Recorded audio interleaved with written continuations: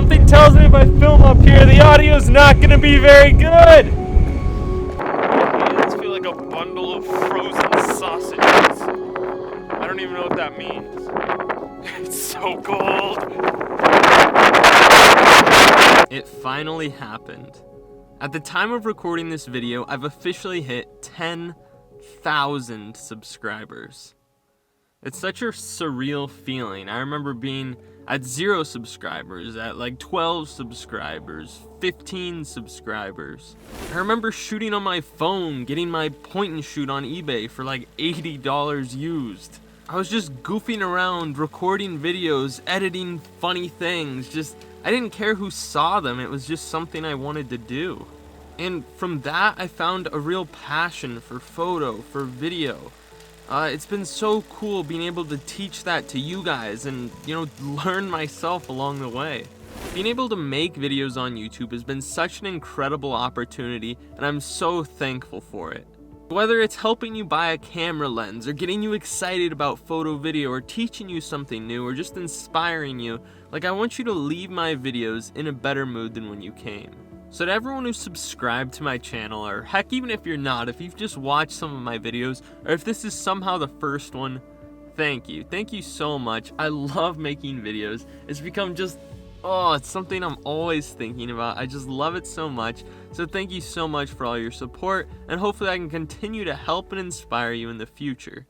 But rather than linger on my accomplishment too much, I'm using this video to sort of give back a bit, so it's going to be a questions and answers video. I haven't done one of those in a while, so I'm going to be answering all the questions you guys had to hopefully help you out. I'm not even going to pretend I've got life totally figured out, but I'm just going to give you my 2 cents, take it for what you will. I was going to film this video on my hike, but for obvious reasons that wasn't going to work. It was just way too windy.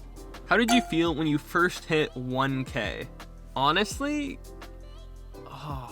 I might have been more excited to hit 1K than 10K. Not that 10K isn't incredible. The fact that 10,000 people like my videos enough to subscribe is mind-boggling.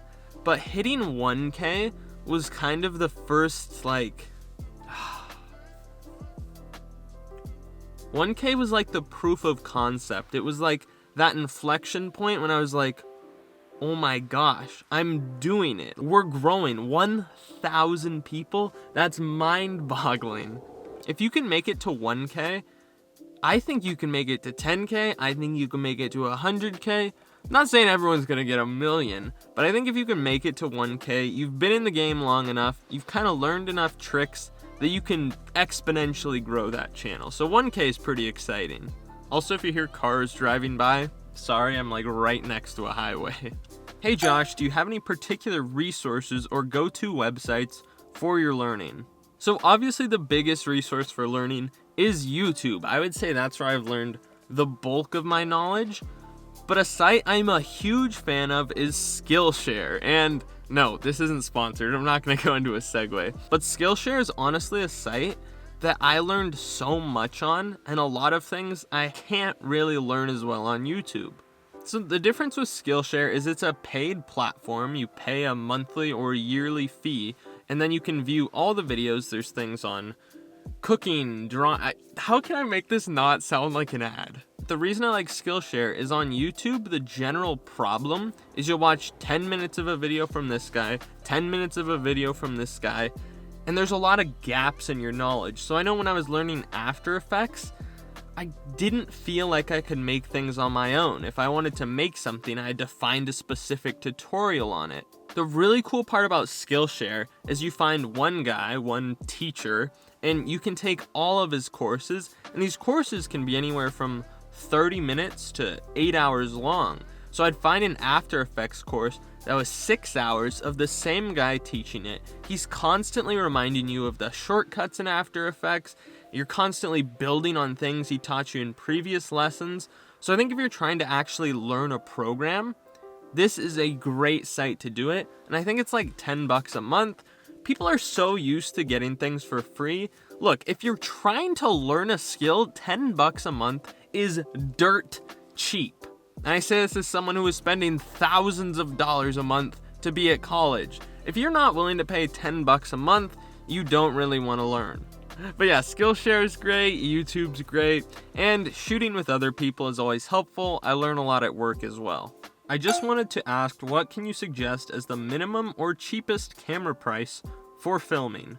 That's such a tricky question because everyone's budget is vastly different. Some people are like, I need a budget camera, and that means $200 to $300. Some people are like, a budget camera is $800 to $1,000. I'm just gonna throw out a scenario that may or may not be close to your situation, but if you're wanting to start YouTube or you just want to get into videography, or like maybe this is something I want to start to take a little more serious, $500 or so is a good budget. Well, there are plenty of people using things like a point and shoot or a Canon T3i still, and they're both valid options. I think you want to invest a little bit more. I feel like if you're in that $200 to $300 range, that's kind of cheap. You're buying an older camera, and there's nothing wrong with that. But a lot of the time, your phone is going to be able to easily match a $200 or $300 10-year-old camera. So I would say around $500 is probably a good price range. Maybe something like a Canon SL3 or a Canon M50. It's a good range to look in. For whatever it's worth, though, I bought a point and shoot on eBay for like $80. It didn't even come with batteries. Had to buy some random knockoff batteries online. And I've used that camera to make videos on my channel. In fact, I used that camera to make the most viewed video on my channel, which has over 300,000 views. So you can make stuff with any camera. But if you're trying to take it a little more serious, yeah, $500 is a good place to start. Give or take a little bit. You go to a special coffee place, what do you order?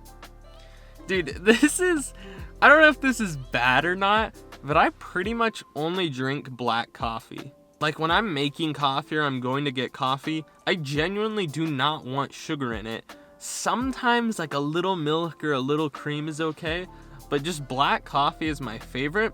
The exception to that rule, however, is around Christmas time when you go to a Starbucks or anywhere really, and they've got those holiday drinks like a eggnog latte or a pumpkin spice drink. Those get me every time. Love those. That's like my weakness, but normally just black coffee. Congratulations. How can someone improve in videography very fast?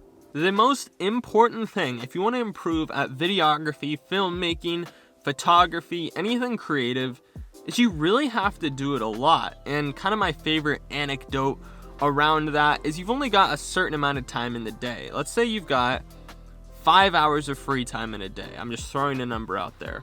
Maybe every day you spend 1 hour on YouTube, 1 hour on Netflix, 1 hour cooking, 1 hour on videography, and let's just say 1 hour, watching paint dry. If you substitute some of that time in, so instead you're spending 2 hours on videography a day or 3 hours on videography a day, if you're focusing your time and priority on just that thing, you're going to improve way faster. And this is kind of obvious, but I feel like in general, people do not focus and put enough time into their craft to get good quickly. Like if you're spending 2 or 3 times as much time per day on videography, you're going to improve 2 to 3 times faster. So I would make some sort of plan and stick to it. Maybe that's, okay, Monday I'm watching tutorials, Tuesday I'm practicing those things, Wednesday I'm making a YouTube video, Thursday I'm making content for Instagram, Friday something else. But I would set some sort of goal, like I'm making a video every week, whether that's on YouTube or just for yourself. Or I'm gonna spend 5 hours watching tutorials every week. But the biggest thing is just that consistency. And not only that, but trying new things, always learning new things. Don't make the exact same videos all the time. Try to mix it up, push yourself, get yourself in situations where you have to try new techniques. As soon as you get bored of whatever videos you're making, that probably means you're not learning anything new. So mix it up, make some new videos. You always have to be learning new techniques. If you don't have that drive to get better, you gotta find that. How old are you? I'm 21. Honestly, it still feels weird saying that. I feel old saying I'm 21. I feel like an adult. Where do you live? Born and raised and still living in Washington State, which is in the US. Do you have Polish roots? I'm Polish. Yeah, Winiarski, Polish last name. I think I'm like a quarter Polish or something like that. But yeah, I am Polish. What are the major factors a small creator has to focus on in order to start a YouTube channel? That's a good one.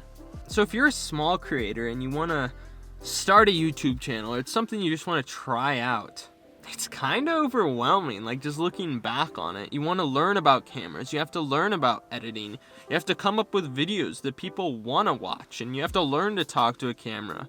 People don't realize how much work goes into a YouTube video.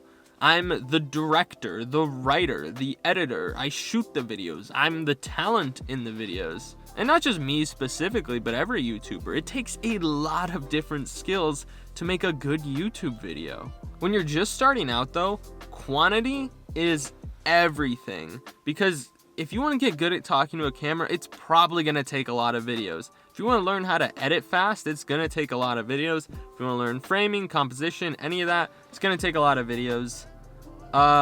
Quantity. Also, don't like half-ass anything. You need to learn how to make thumbnails. Don't avoid that. You need to learn how to edit properly, how to edit quickly. So watch a lot of tutorials, figure all that stuff out. Don't skip over anything, but just be a student of the craft. Let's see. How's life been since making the decision to leave school?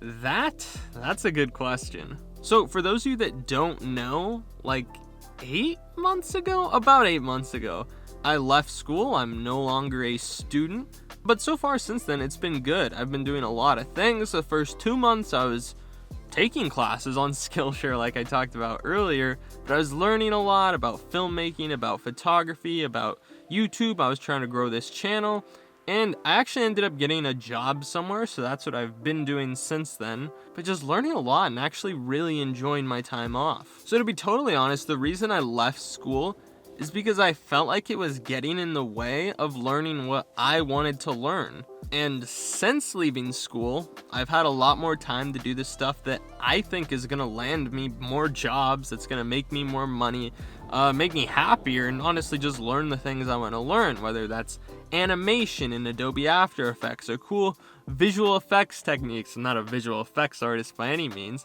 but you get the idea. On top of that, I've been working in the videography industry, doing a little bit of marketing, so things have been great. All right, my lighting is terrible now, but this will have to do. Honestly, thank you all so much for submitting questions. Hopefully that was helpful. Just thanks again for supporting this channel and getting me to 10,000 subscribers.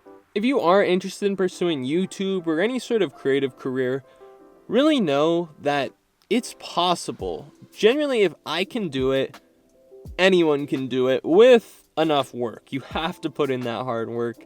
It takes a lot of time, it takes a lot of effort, but it's something you can obviously achieve. And if you do it right, it should be extremely fulfilling as well.